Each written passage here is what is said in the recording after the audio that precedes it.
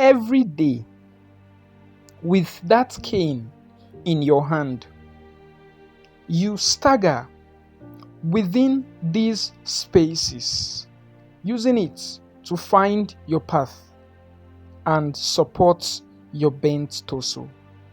These fragile hands and unsteady legs, tethering you to the ground, once held us warmly and spanked us firmly. These sunken eyes once radiated fire. These weak voices that once echoed reverberating walls. Those swift paces that made us shudder have all eroded on the slopes of aging, leaving these weak steps, intermittent groanings, and unusual silences. It is said that in the end, children will always go through their mother. And it is true. But this does not eschew the truth that you were the refiner of this future we now live. Mama was always there from the time we suckled till we were weaned. That warmth we felt when strapped to her back, and the endearing smile she gave when we yearned for love. How she lulled us to sleep, and the dances too, to keep us warm and at peace. And when we fell sick, she would race from yard to yard. She would scream her voices out. She would shout at the nurse. She would jump for sorrow. She would hardly be calm until we found health again. Mama was always there. But how could we have known that you were the reason Mama would always be there? And that though you were far away, it was for our sake that the sun scorched you black and the rain drenched you cold. That when Mama gave us those coins on our way to school, it was a message from you to us. And every time she said, "Dad loves you," it was more than words. That the little times we got to talk to you, and the other times we played, were not all you wanted it to be.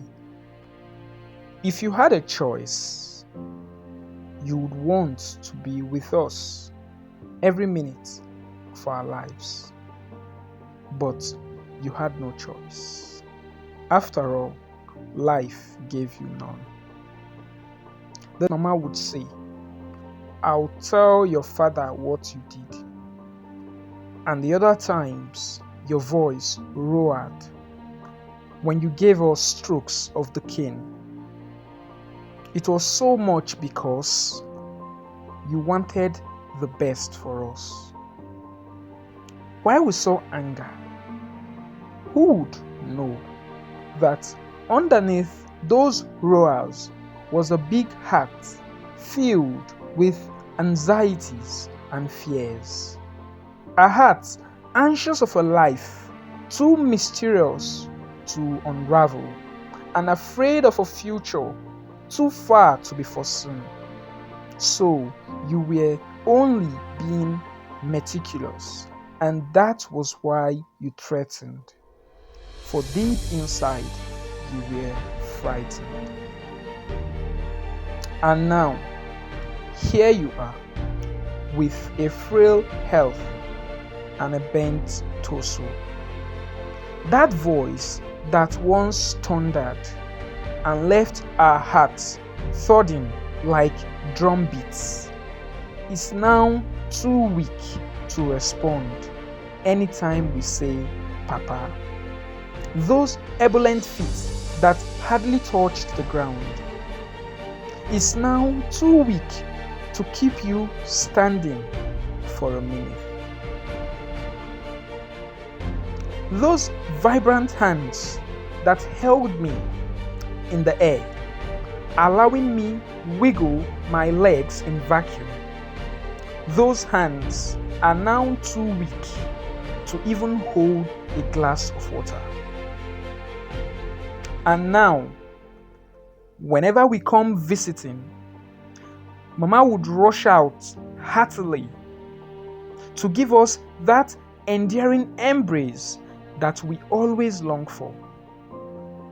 She'd collect our luggage and roll them inside. And we would have to get inside before we can meet you. And there are you, seated on your favorite chair, with that smile that brings out all the grin on your face. That smile that comes from the deepest depth of your heart. That all the efforts of yesteryears were not wasted. Mama was there.